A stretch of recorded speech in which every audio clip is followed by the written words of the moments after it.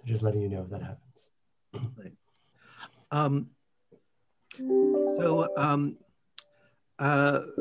Rabbi James Jacobson Maisel, who I've known for, I guess, close to 20 years now. Wow, we go back that long. And I've had the honor of studying with. He is the executive director of Or Halev, Center for Jewish Spirituality and Meditation, which works both in Israel and in the United States. And he has a very deep personal meditation practice. And he has his PhD from the University of Chicago and was ordained by our teacher, Rabbi Danny Landis, who was the Rosh Yeshiva of Pardes. And he's taught throughout the Jewish community, many, many different places, both in the States and in Israel. And as I was saying before, the real blessing to me is that James is able to integrate both the deep knowledge of text and at the same time spiritual practice.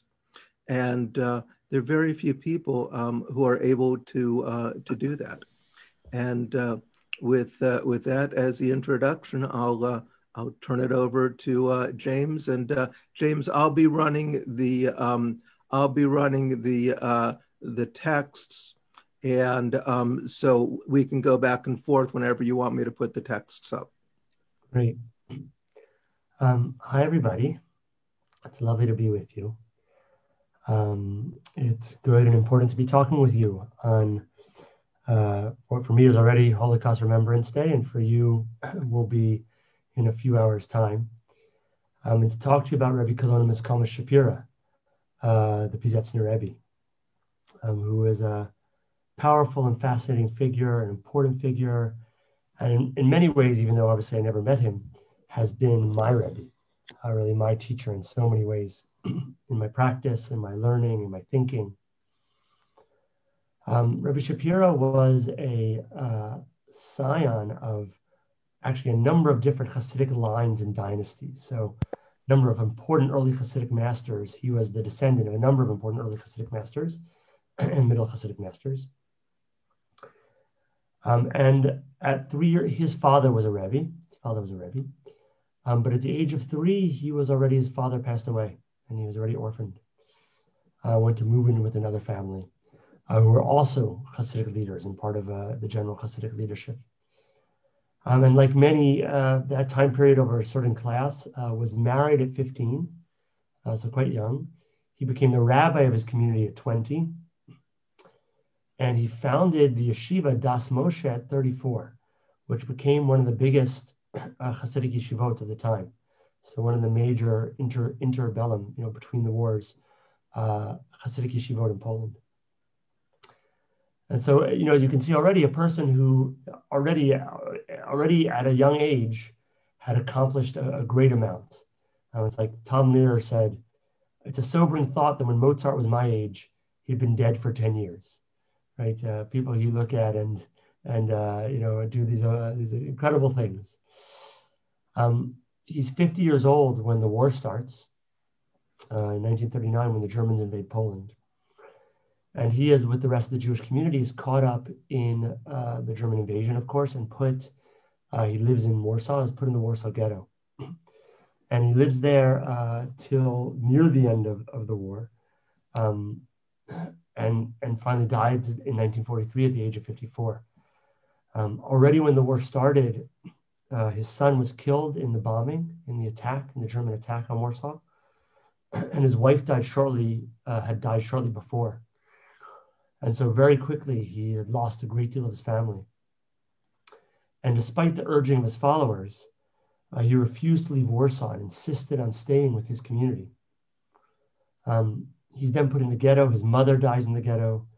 His daughter is deported from the ghetto and perishes in Treblinka. And he is then deported from the ghetto in the spring of 1943 to a labor camp of Travniki. And And there he's killed by the SS following the uprisings in Treblinka and Sobibor. The Jews in Treblinka were massacred by the SS. He leaves just around the time that the Warsaw Ghetto uprising began. He was deported. And I want to just describe to you briefly sort of his work, his life work, and his books before we get into actually studying this text together. So what he was most famous for in his lifetime was he was known as the Children's Rebbe, right? The Children's Rebbe, because he created an innovative educational model, sort of progressive educational model in his yeshiva.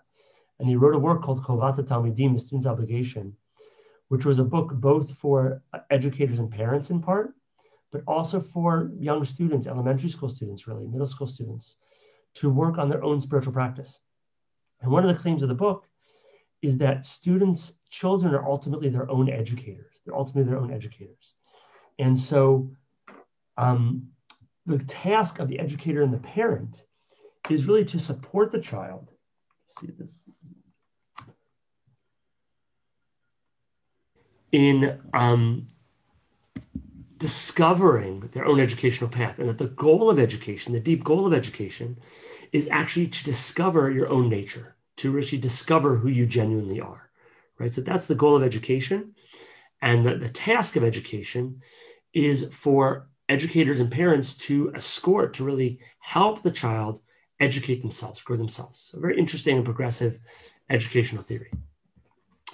He had a second book called Haksharat Avrechim, the kind of, we could call it the preparation of the high school students, which was in manuscript in his lifetime, was actually about to be published just before the war broke out. And it was published after the war in Israel.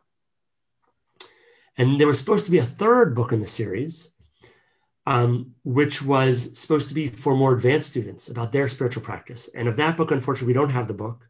All we have is the introduction to the book, which is called Mavo Sharim.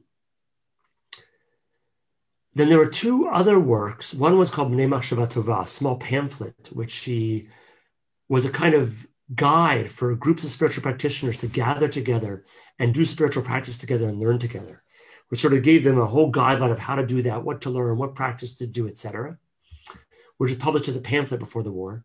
And his sermons from before the war, in the 20s, in the 1920s, which are published in a book called Derech HaMelech.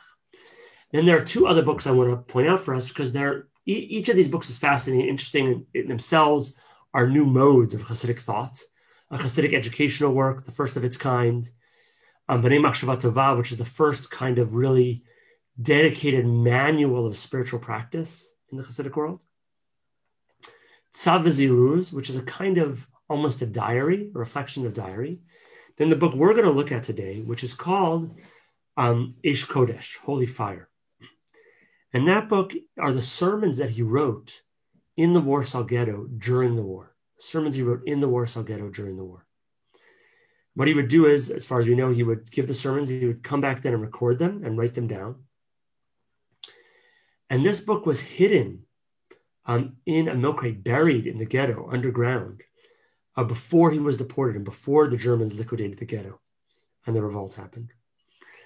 Like, as people may or may not be aware, there's a huge organization. There's an organization called Oneg Shabbos, which hid just a huge amount of material, a massive amount of material from the ghetto. They were committed to the world knowing about what had happened there, and they even talked about the fact that it'd be so hard to believe what had happened there. They had to really record it and make sure people knew what had happened. So they hid an incredible amount of economic, cultural, religious, familial information about the ghetto and what happened there.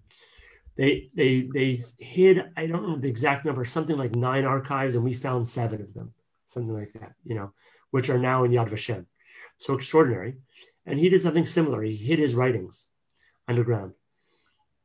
They were found after the war by Polish construction workers and rebuilding the ghetto and given to the Jewish community. And he had written on them that if anybody found them, they should send them to his brother. His brother now was a Hasidic Zionist who had made Aliyah to Israel before the war. Himself a fascinating figure, as you can imagine, a Hasidic Zionist, called Harav Chalutz, the pioneering rabbi. He was a friend of Rav Kook, and they were sent to his brother, who then became the Rebbe. And that's how we have those writings still today. That's how we have those writings. And I'll mention one other thing about it, nothing particular to say about it today, but that for many years we had a standard version of it published by his Hasidim, Eish Kodesh. But just recently, a scholar in Israel, Daniel Reiser, has put out a new critical edition, which is important because the manuscript itself is actually, the Piaseczner wrote the manuscript and then went back and crossed out things, crossed them out, made notes, drew arrows, disagreed with himself, changed his views about things as time went on. You know, one of the best examples of this is that in some of his earlier teachings in the ghetto, he talked about the terrible, terrible suffering they were experiencing, but also said, but, you know, we've experienced several terrible suffering before, the Hadrianic persecutions, when the temple was destroyed, and the exile from Spain, and the Inquisition, you know. So this is just part of the Jewish experience. But as the ghetto continues, he starts to cross out those lines and write in the margins, this is unprecedented. What we're experiencing now has never been seen before in the history of the Jewish nation. You know, so things shift over time. Or he seems to, at the beginning of the war, have some theological movements which still talk in rather traditional ways about God coming to save us, and sort of having faith in salvation and the suffering, being able to transform us in certain ways. And at a certain point, there's a transition where he talks more about God being trapped in suffering with us, that we are somehow trapped in this terror and horror, and the divine is with us suffering. So we can see his shift and evolution that happens over the course of the war through the standard book, but also through this new manuscript. And maybe I'll mention one other thing just about it to give you some context. So the Piaseczner Rebbe, Daryl just mentioned about bringing together spiritual practice and scholarship and really knowing your text deeply. And the Piaseczner Rebbe was an amazing example of this, a deep, deep spiritual practitioner who taught practices. Many of them he talks about in his books, but many of them were taught orally. And again, of all the many, many things and many people we lost in the Holocaust, one of the things we lost was a living spiritual lineage. Much of our living spiritual lineage was destroyed in the Holocaust. And so just to give you one example of the Piasetzners, the Piaseczner has a technique of mindfulness, of paying attention, of quieting the mind, of being present. And he mentions it at certain points in his book. He talks about its efficacy and benefits, talks a little bit about how to do it, but he never gives step-by-step instructions for how to do the practice.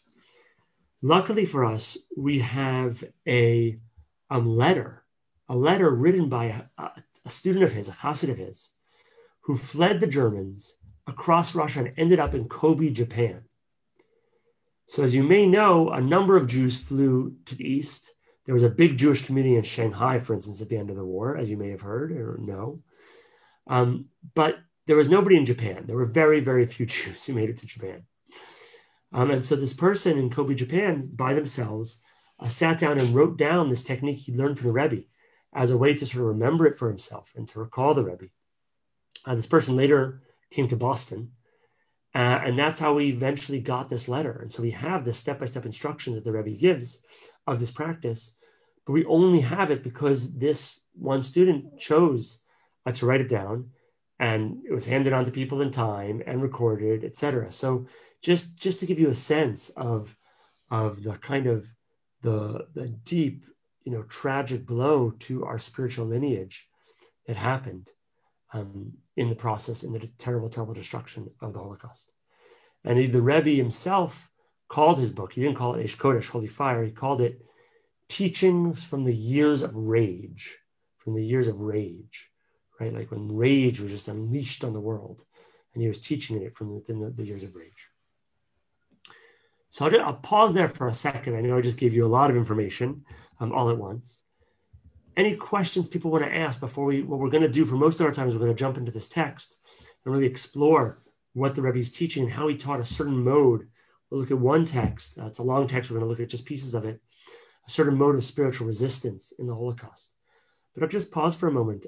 If there are questions, comments, anything people want to reflect on or ask about before we move on to the text. Yeah, James, this is Barbara Schumann. Just to mention that Nehemiah Poland has an English translation of Eish HaKodesh, which is quite accessible to the, and I've read it. So just to mention it, you were mentioning, I guess, a more recent translation. Yes, so what I mentioned was not a translation. It's a Hebrew edition, a critical edition. Oh, okay. And that's absolutely right. Nehemiah Poland has a wonderful book called Holy Fire, which is a partial translation. It doesn't translate the whole thing, but pieces of it. And it's an analysis and exploration of Holy Fire. There's also a full translation called Sacred Fire by Hershey Warsh, which you can see he's cited at the bottom. I took this translation from there. So if people are interested, that's accessible. And in fact, a number of the Rebbe's books now have been translated. So it is, if people are interested, there are a number of books you can read by the Rebbe, thankfully, that are available now in English. Okay. If nobody else has anything else, we're going to move on to our text. So if people could open their text now. Daryl, you said you were going to share that with folks. Yeah. Whatever form you want to do that.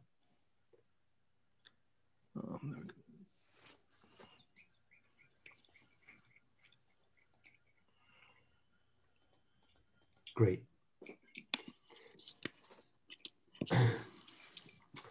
So, okay. So the Rebbe.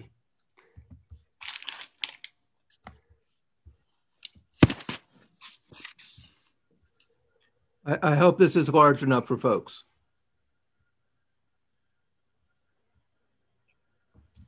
Okay, we're not hearing any objections. I'm assuming it's okay. So what I want to do together today is for us to really explore and unpack a teaching of the Rebbe's. It's a classic. Yes, excuse me. Could you make it larger, please? Yep. Thank you.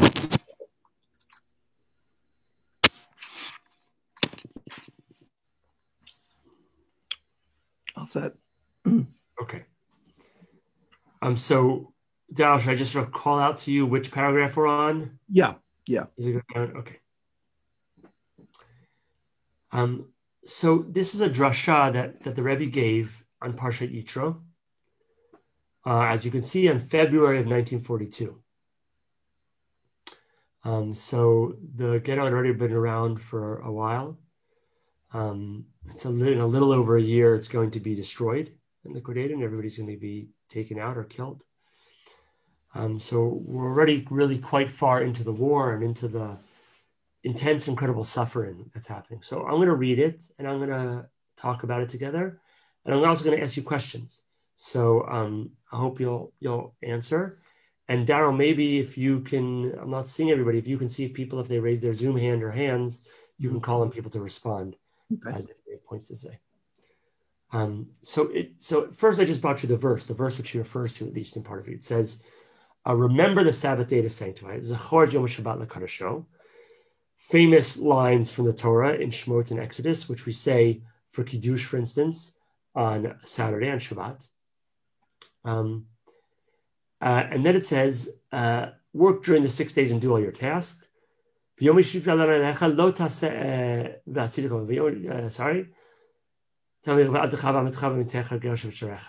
keep the seventh day for the Lord. Don't do your work on that day, neither you, your son, your daughter, your slave, your maidservant, your animal, nor the stranger in your gates.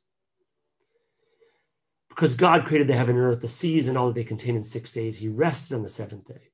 God therefore blessed the Sabbath day and sanctified it. So the Pizetzer then asks a question on this. Why does it the Torah first that we should sanctify the Sabbath, right? Remember the Sabbath day to sanctify it.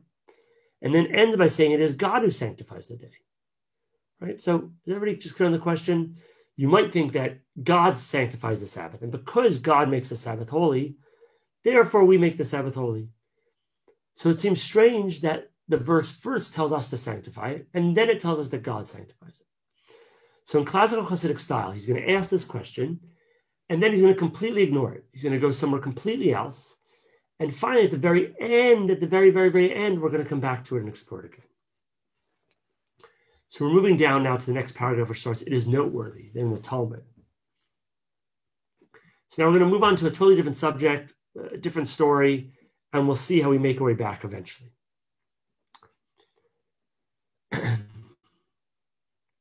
It is noteworthy that in the Talmud quoted above, God says, I have a precious gift in my treasure house. Well, the Torah itself is called a hidden treasure. Okay, so they cite a piece of the Talmud which said that there's a precious gift hidden in their treasure house, which refers to Shabbat. Well, the Torah itself is called a hidden treasure. In the Talmud, another place in the Talmud we learn, when Moses ascended on high, the ministering angel said to the Holy One, Blessed One, Sovereign of the universe, what business is one born of woman amongst us? God answered, he has come to receive the Torah. They said to him, that hidden treasure which was hoarded 974 generations before the world was created, you desire to give it to flesh and blood? So there's this passage in the Talmud where Moses goes up to get the Torah, and the angels say, are you crazy? How can you give it to people of flesh and blood? The Torah is so supernal, so lofty, so beautiful. How can you possibly give it to human beings? So in the actual original, which we'll get to a little bit later, God turns to Moshe and says, give them an answer, give them an answer. And Moshe says things like, well, it says, honor your mother and father. Do you have mothers and fathers, right? It says, don't eat these animals. Do you eat things? Right? So he points out all the ways that, of course, the Torah is about human beings and human life.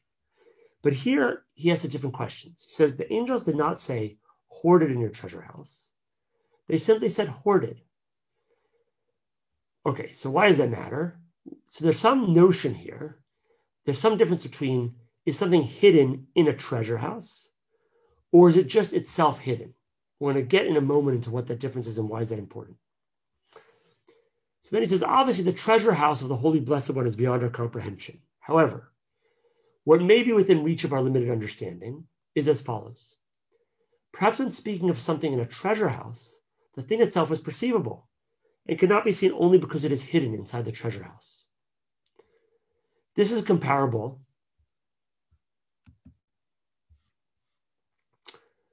to a house whose walls conceal its contents. When on the other hand, we talk of a hidden treasure, we do not mean that it is concealed in a treasure house. We mean that the thing itself is invisible and not simply concealed from view. It is hidden because it is so much beyond our ability to perceive it. And even though nothing hides it from view, we are still unable to see. So the Piaseczner here makes this distinction between what's hidden just because you put something in front of it, and what's essentially hidden. So I just want to pause for a second and ask, what might be examples of things that might be essentially hidden in a certain way? They're not hidden because they're hidden behind something. They're not hidden because we've put them behind the pillow or whatever. They're hidden because they're things which are essentially hidden. They're essentially hard to understand. They're essentially hard to see. Can anybody give any examples of that, what he might be referring to?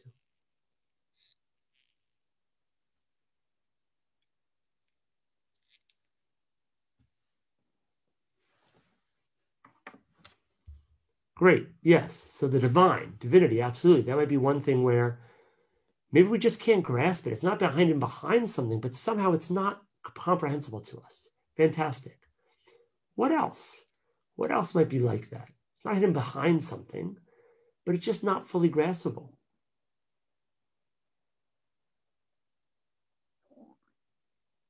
Well, that's a question. What about yourselves and other human beings? Have you experienced both yourself and other human beings as fully graspable? Is it because they just haven't told you stuff? Is it because you just haven't told yourself stuff, right? My own experience of myself is that however much what I'm sort of understand what's happening is good. So it doesn't show what is psychologically going on for us. Yes, right? It's like whatever's going on for us, do we totally know it? Or is it some way ineffable, some way incommunicable, some way untouchable? There's something beyond any kind of facile explanation. or perhaps certain kinds of experiences like awe or love, right? We can say beautiful things about love. We can have amazing poems about it, movies, books, all kinds of things that express love. But I'm doubtful that anybody has ever said, I know that, right? That's it. I've got it. Like, I get what love is completely, and I communicate that to others in a full way. Rather, there's something about an exploration we have to do in these processes, that something about these deep qualities of human experience that may not be fully graspable in our normal ways. If you've done spiritual practice and done work like meditation, you may have experienced that in your practice. Maybe there are times when you've just directly experienced things. There's a certain kind of knowing there, but which is not fully communicable, right? Not fully accessible in the same way. So this is a claim, right? That there's two ways of knowing. Okay. And then why is that important? So we're going to keep going. He says, this was the chief argument of the angels.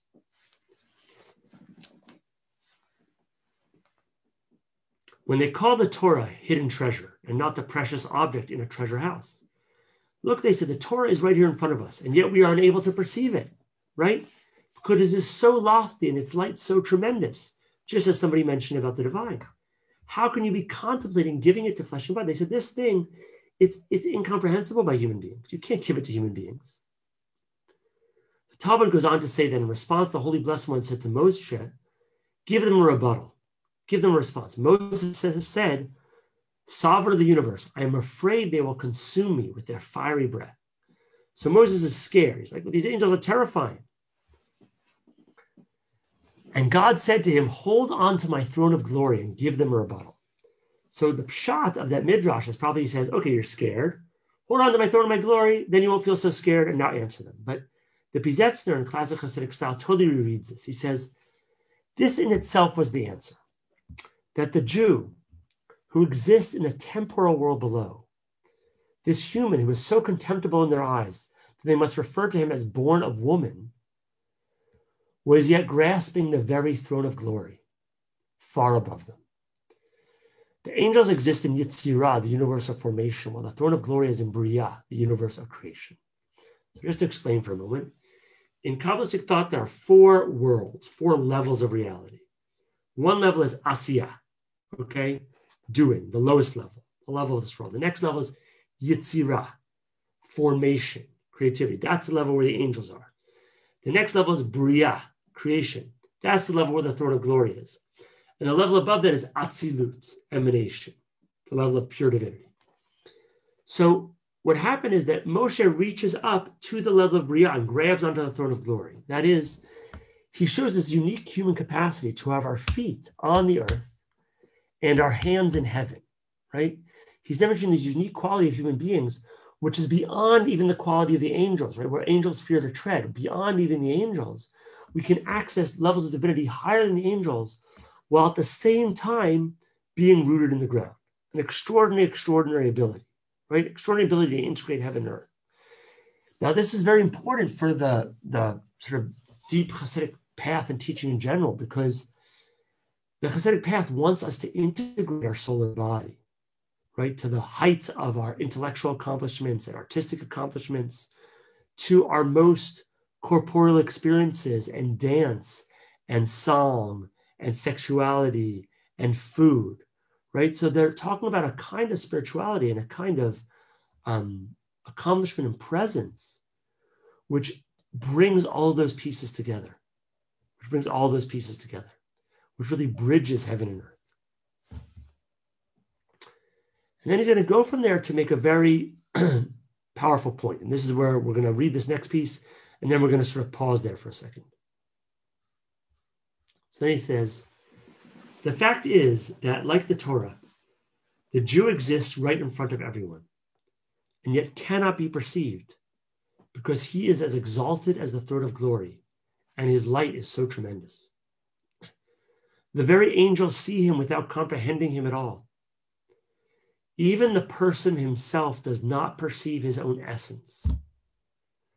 Moses was afraid of being consumed by the angels. He obviously had no idea that he was so much greater than they were. Although there is no real basis for comparison, nonetheless, when Gentiles look at a Jew and see someone contemptible, it is because they cannot perceive the actual Jew. It is precisely because Jews are a hidden treasure and not hidden in a treasure house, because they are simply beyond perception and due to their greatness impossible to grasp, that they are the only proper receivers of the Torah, which is itself a hidden treasure. So we just read a lot there. I want to break that down for us and ask some questions about it for you. And you're welcome to respond in chat, but you're also welcome to unmute yourself and share with me your thoughts. So the first thing he says is that, let me ask the question, why is it that we, that is Israel, that Jews, are the fitting recipients of the Torah, according to the Piasetzner? What's this special quality we have which makes us fitting recipients for the Torah?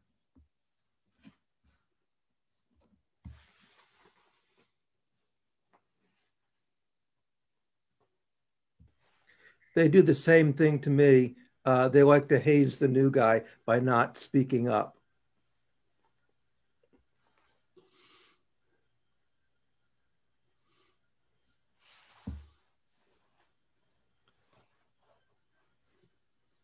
What's the quality that the Piasetzner says is shared? Yeah, Sharon. I think it's difficult to respond for me because the difficulty is why is the Jew different from any other human being? So that's a great question, and this may be applicable to all human beings. We'll get to that in a second, and we'll get to why he wants to single out the Jew for this, right? It's an important question. But for now, I just want to ask, before we get into that question, what is the quality that human beings have or that Jews have that make them suitable for the Torah? Well, they're reaching what you said before. Good. They reach, but not just they're reaching, the fact, like that we just talked about before, that they are not fully comprehensible. You'll never get to the bottom of a human being, right? There's no getting to the bottom of them. There's understanding, there's this or that, but there's a kind of infinitude, an infinitude of meaning, an infinitude of depth to a human being. Yeah, Ruth.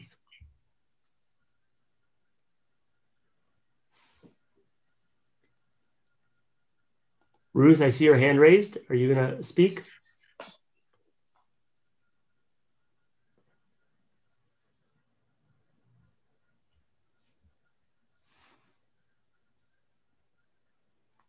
No? Okay. If you have anything to say, feel free to jump in. So this sense of infinitude, of majesty, of being incomprehensible, right? Of being, another way of saying this, right, and this is important to remember, is that infinitude means that we are infinitely worthy, right? Our worth cannot be defined by any particular thing, right? It's beyond that, right? That human worth is infinite. It's beyond any kind of definition. And that's so true and so powerful that we ourselves do not perceive it of ourselves. That is one of our fundamental flaws as human beings, is that we do not see our own majesty, our own glory, our own grandeur, right? We don't recognize how tremendous we are. And even, and I think this is a powerful example, it's not just us schleps, right, who don't see how amazing we are, right?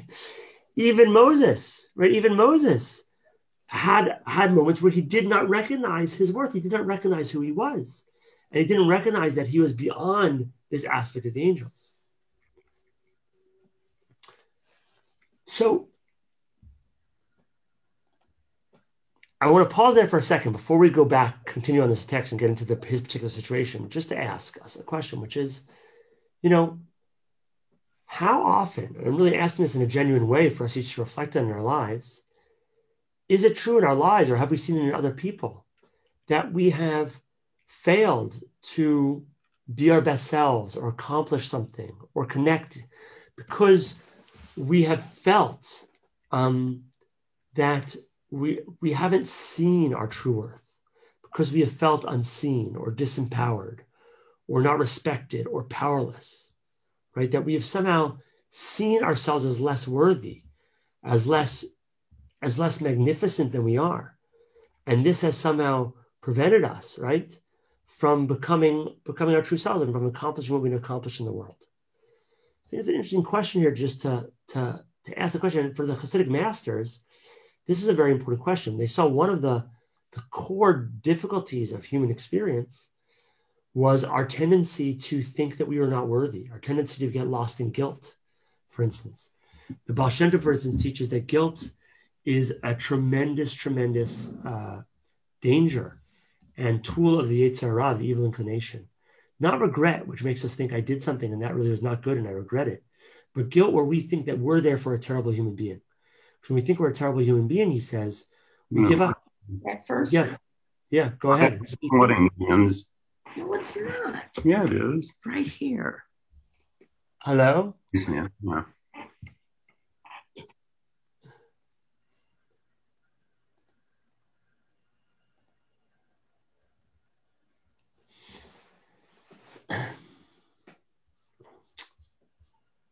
So, was there a comment somebody wanted to make? No? Yes, go ahead. James, you're asking a very difficult question for us in that the text says that the Jew is special. Now, you're talking about the human condition, but the text is that the Jew is special. And at least in the Reform movement, we wave our hands around the concept of being the chosen people. And, that doesn't really mean we're better than everyone else and so on and so forth. And I think that, this is something that's very difficult for us to deal with. And hence the problem of people not responding.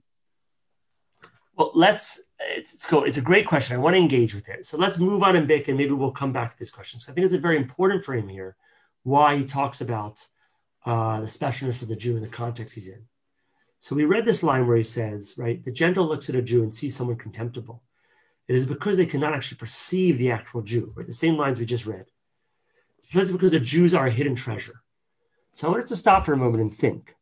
He's speaking in the ghetto, right, to people who are horribly oppressed by the Nazis. What message is he trying to convey to them? What is he trying to tell them in this sermon about their nature and what's happening to them? Do you have a sense of that? What's he trying to convey to the listener of his sermon? I think he's trying to say that you are worth surviving and living. He's giving them hope and a reason to keep going, given that they are the ones that are so oppressed in their current situation.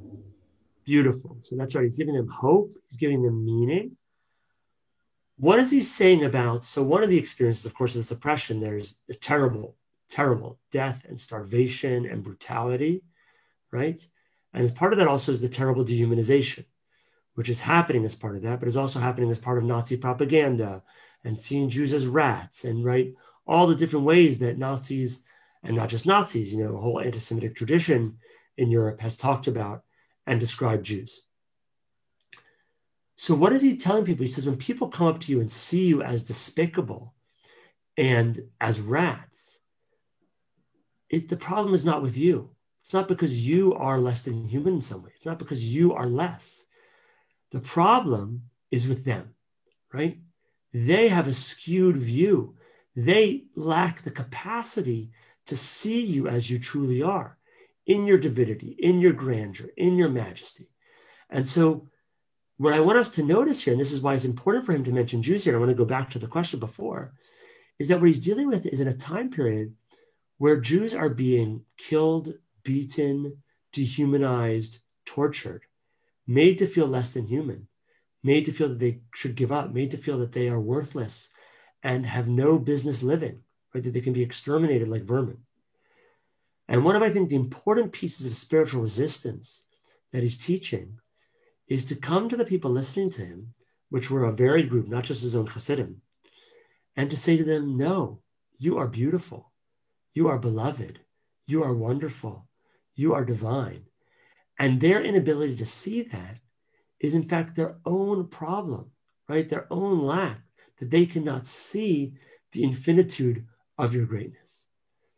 Now, I think, and I want to open this up, I'm interested in your own thoughts, but I think this is a very, very, very, very powerful, mode of spiritual resistance. And I think when we think in general about notions of chosenness, for instance, and distinctiveness, and the quality that's played for Jews over the centuries, as well as acknowledging its problematics, both contemporary, but problematics in history, to the extent that it's even had some sort of, we might call spiritual racism, right? Like that Jews are spiritually essentially different than others. One thing I do think is important to notice is how those kinds of narratives and stories were used as means of spiritual resistance. What does it feel if you're somebody who's being dehumanized, brutalized, set aside, put in a ghetto, not even necessarily under the Nazis, but in other conditions, in medieval ghettos, right? What story do you tell yourself to continue believing in your own self-worth, your own dignity? How do you maintain your own dignity in the face of such horrors and attacks?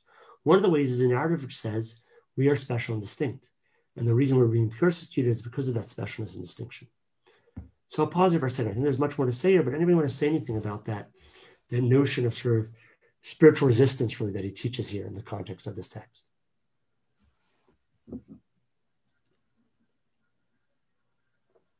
Yeah, I just find that an incredibly powerful idea. Really incredibly powerful.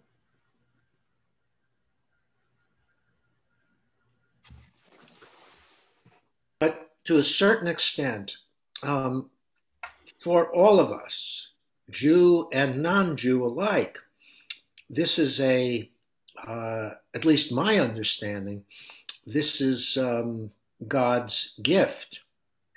You can comment on that and, see where you want to take that. I think that's absolutely true. I think that's why our tradition says that every human being is made in the image of God, right? So absolutely. And what it means to be in the image of God is that we all have this essential dignity and worth, and we're all part of divinity. What I think is important to notice here is the context in which he's teaching and writing. It's a context where we are being singled out and killed, right? And it's a context which we need to know that our identity is somewhat special. Again, I think it's helpful to think about this in a contemporary context. You think about groups, which is true of us still today, unfortunately, but for some groups much stronger, groups who are persecuted and oppressed, right, today. There's an important place to their own sense of pride in their particular identity, right? Their own sense of worthiness in their particular identity. To saying, the Black Power movement and Black is beautiful, right, is a great example of that, right? We're going to shout it and say, right, say it loud, I'm Black and I'm proud, right? We are going to claim the beauty and pride and wonder of our identity in the face of all kinds of cultural messages, societal messages, which are telling us we are not worthy, we are not equal, we are not fitting, we are not acceptable, right? And so the exact same thing is happening here. And I think it's also important. I think the fact that he brings the example of Moses in this is so, I think, beautiful and powerful, because it's important that he says we all get caught in this trap, right? Even if we sort of think we aren't, sometimes we're living in these very, very subtle messages. And I'll say for myself, I don't know your experience. I don't know where you all grew up. I grew up in rural Pennsylvania. So I was the only Jewish kid in my school, in the middle of nowhere. Nobody knew what Judaism was. There were people who thought we had horns, so it was like a very, right, but a very active Jewish family, very, very active and committed Jewish family. And, it wasn't a notion of chosenness, but I felt very, very proud and special to be Jewish. And that was unquestionably an incredible psychological boon to me in a context where who I was not always respected and not always seen as positive and sometimes seen as weird or outside the door, right? But I had a sense of the specialness and beauty of it. And that helped me feel a love for it, even in the midst of challenge.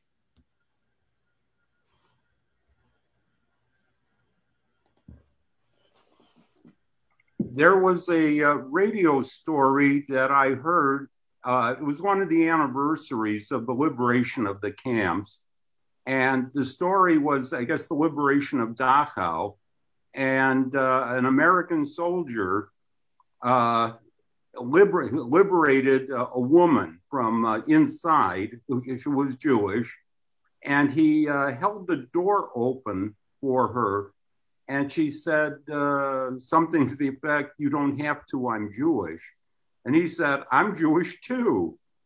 And so there was this point that she felt beneath having someone hold the door open for her. The end of the story is later on they were married.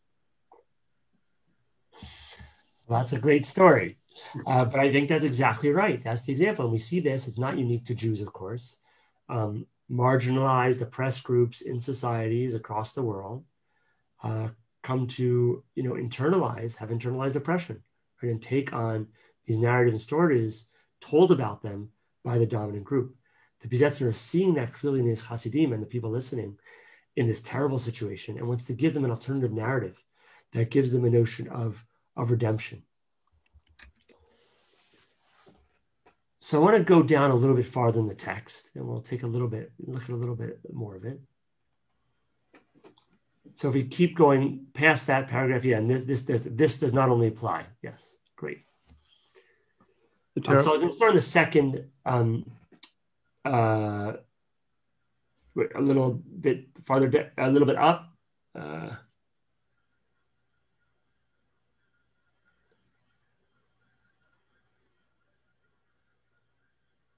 little bit farther up.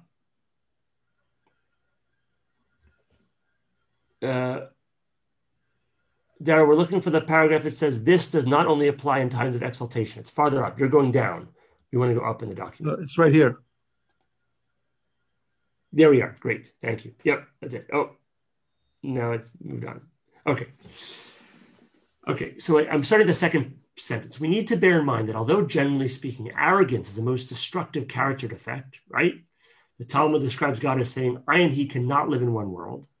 Right? So we're going back to this very question some of you are raising, arrogance, thinking ourselves better than other people, terrible thing. Nonetheless, a person must never see themselves as hollow or contemptible.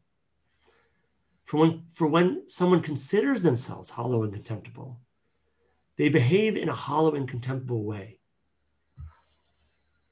A person needs to feel they are a Jew, a Chassid, a God worshiper.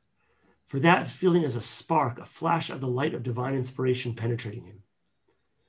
Even though he is lowly in his own estimation, always seeing his own faults, nevertheless he feels within himself that he is a Jew and a Chassid, at the level of, and his heart grew haughty in the ways of God. So we see this right, again, this important point that the Piaseczner is making. He's saying, in the Hasidic tradition, they have what they call, they're big fans of humility, seriously opposed to arrogance, but they also have what they call anava bi'isha, which literally means kind of rotten or disgusting humility, which they say is when you think you're worse than other people, when you think you're worthless, right? Real humility is like, I can see that I'm beautiful, and I can see that I'm no better than anybody else, right? But this kind of humility where we see ourselves as hollow and contemptible, we don't see our worth. This, the Piaseczner says, is a real problem. Or, another example of that is Reb Zusha famously walked around with two notes in his pocket. One says, I am but dust and ashes. And the other says, for my sake, the world was created. And we have to walk around with both of those at the same time. That's what it means to see ourselves as being the divine in many ways, as being the divine.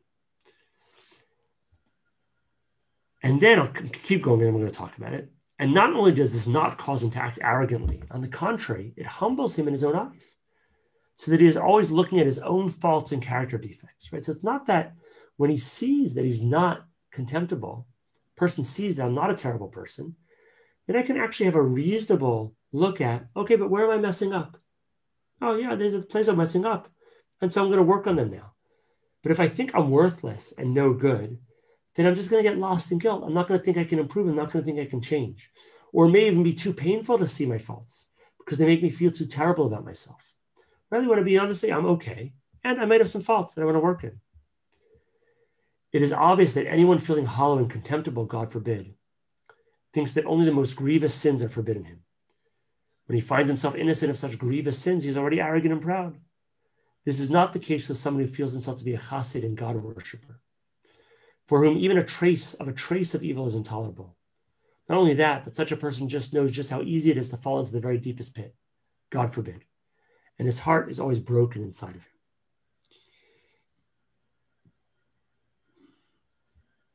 So again, I want you to see this point, and we're going to get to it now. We're going to read the next paragraph, and then we'll discuss it. This point that excessive humility actually is self-destructive. It actually makes us unwilling to really evaluate ourselves. It makes us unwilling to really change. And a lack of confidence, a lack of self-worth, makes it too scary to really investigate ourselves, to see where we're messing up, and to see how we can transform. And again, I'd encourage you to reflect on that in your own experience, both with yourself and with others. But as my experience is, if I'm with somebody who I feel safe with, who I know loves me, it's much easier for me to acknowledge my faults, to apologize, to see where I'm messing up, to have a dialogue with them. If I'm with somebody who feels unsafe to me, who I feel is just going to condemn me, who I think sees me as unworthy in some way, then it's extremely hard to be honest about myself with that person. It's extremely hard to be exposed and vulnerable about myself with that person. And so what the possessor is saying is that we get caught in protecting ourselves in a certain way and not acknowledging the places we've messed up because we don't see how beautiful and expansive we are. We don't see how majestic we are. And we get caught and we hurt others, and we get caught and we think we are powerless and cannot act in the world because we don't see our grandeur. We don't see our power. And so this false humility actually, it breaks us and it limits us. And so the question is, part of what he's asking here is, how do you maintain this sort of middle path of seeing our grandeur and seeing the places we messed up at the same time, of holding both of those pieces? So then he continues and he says, thus, the terrible sufferings, may the merciful one protect us, aside from the fact that they are evil in themselves, are also destructive in that they cause people's spirits to fall, preventing them from feeling their own greatness and nobility. Right, so you can see that, right? One of the primary things they do is they stop us from feeling our own greatness and nobility. We must strengthen ourselves, even in this suffering. We must each be like a captured prince, who, even though tortured, is nonetheless a prince. Can you feel that sense of, I think it's such a beautiful image, the sense of nobility, the sense of majesty there? It's like, yes, you've caught me. You may be doing terrible things to me, but I'm inherently noble. I'm a prince. God will have mercy and rescue us immediately and forthwith. So I want to pause there for a second. I want to say anything about that image of being a captured prince, of the way the suffering is terrible not only in itself, but that it prevents us from feeling our own greatness, our own worth, our own capacity. Any comments about that? Questions, thoughts?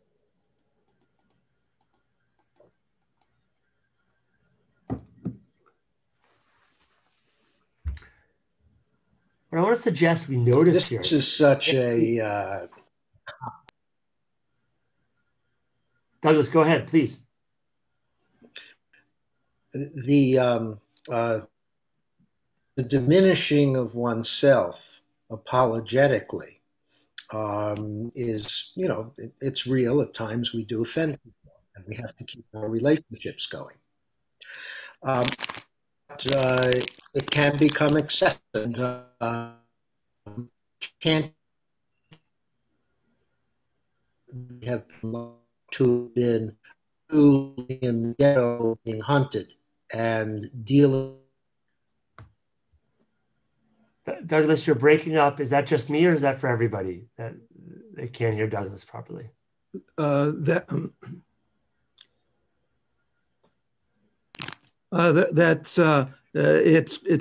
Douglas. Okay. I am having difficulty dealing with where my own sense of self, hubris, and my great sense of self-worth, and how do I figure out the difference? Yeah, so it's such a great question. So part of the difference, I think, is it just me who's great, or is it everybody who's great? And I also see my own greatness as part of that, right? Am I better than other people? Or am I just noticing my inherent divinity and majesty, which is not actually unique to me? I think that's part of the difference. Part of the difference is what is it that makes me great? Right? What he wants us to see, maybe I'll go on to the next paragraph just so we see that. He says, we'll go to the next paragraph because it's a great answer to this question. He says, go and inform them. So you know that I, God, am sanctifying you. With this knowing, a person is aware that he is a chassid. This knowing is part of God's knowing. And with it, the person knows. That is, what does it mean that when we know ourselves to be majestic? We know ourselves as part of God through God's own self-knowing. It's a sort of convoluted way to say it, but as the Hasidim classically say, what he's trying to get us to see is that we ourselves are divinity, that we are not separate from God, that we are part of the divine. And that is why we are majestic, right? It's not personal. It's not particular to us. We're not better than anybody else, but we share in this majesty, which is divinity. And maybe I'll go on a little bit. I see we're close to the end of our time. I just want you to make sure to see the last two pieces here. It is a well-known teaching of Maimonides of blessed memory, taught by the Kabbalists, that God's omniscience is with his self-knowledge. We have previously discussed how God knows a person's piety and worship through his self-knowledge. A person's piety and worship are actually God's, because God is the one who gives the desire and strength, the mind and the heart to worship. When God gives part of his knowledge to someone and with it knows the person's worship, and the person sees the worship was not his and that everything is God's. Right? So there's a sense here, the sense he's trying to get us into, the sense that we are already the divine. We're already the divine. We are the divine. And knowing ourselves as divinity is knowing ourselves through God's own mind in a certain sense. I don't know if that makes sense to you. For me, it's a beautiful and passionate image, that the way I know myself might be knowing myself through the divine, that I myself know myself as the divine. And again, it's an interesting way to see how he uses pre-existing Hasidic theology as a mode of spiritual resistance in the Holocaust. So he takes pre-existing Hasidic theology and he uses it a way for people to see their tremendously deep divine nature and self-worth, even in the face of Nazi dehumanization. And then I've skipped some of the drasha for you here, but we get to the final paragraph, which finally goes back to our original question. Remember the Sabbath to sanctify it. God therefore blessed the Sabbath day and sanctified it. Why does the Torah say that first we should sanctify the Sabbath, and end by saying that it is God who sanctifies the day? If we remember the Sabbath and sanctify it, then we will know that it is really God who sanctifies it. It is not our doing, but so you know that I, God, am sanctifying you. We will know that God sanctifies it, and we will feel God's holiness within us. I want to say just a word about it. Again, this may not be totally clear. This Hasidic text can be difficult. But what he's saying here is that why does the Torah say first we sanctify the Sabbath and then God sanctifies it? Because we actually have to make the first act. We have to do the first thing. And when we do that, we recognize that it is the divine sanctifying it through us. And again, I think this is a very crucial, important, and challenging message in this context. That is, one of the great questions is in the Holocaust and post-Holocaust is what does it do to theologies of God? How can certain previous theologies of God, which see God as sort of an external force that might come in and save us, how can those theologies have any sense? How can they make sense, any sense, after the horror of the Holocaust? It's hard to understand what they might be. And what we see here for the Piaseczner is a very kind of postmodern theology, which says, we have to stand up. It's up to us. The Warsaw Ghetto Uprising, an example of that. It's up to us. We do it. We do it. And when we do it, that is when God saves us. That is when God is acting through us. We have to sanctify. And in us sanctifying, if we see every human we encounter as holy and divine and recognize their inherent self-worth, if we see all our fellow compatriots, our Jews around us, as worthy and divine, even though the Germans are not seeing us this way, even though the Poles around us are not seeing us this way, right? If we are willing to see ourselves as divine, then we sanctify ourselves and we sanctify others. We have to start that process. And in doing so, we bring that sanctity and we bring the divine into the world. So I hope, I'll just say as we close, I hope this text gives you a window into what I think is an extraordinary text, the Yesh Kodesh. An extraordinary text, which is a really, I think, a profound work of spiritual resistance in the midst of the Holocaust itself. You have somebody here, a scholar, a teacher, a practitioner, in the midst of the Holocaust, facing unimaginable horrors, who is reaching out to his community and is trying to give them means to survive not only physically, but also to revive spiritually and psychologically the horror that they are encountering. Right? He wants to give them means to survive it. And this is one way to do it, by allowing them to see that they are inherently beautiful, they are inherently beloved, they are inherently grand, they are inherently infinite, they are inherently spectacular, right? And that the other message they're getting are actually the mistakes of the persecutor and nothing to do with them themselves. So thank everybody. Daryl, it's lovely to see you. Thank you, James. This is just wonderful. And I'd like to end with the Mourner's Kaddish as we are here approaching Yom HaShoah. And we remember all of those who lost their lives, who perished in the Shoah.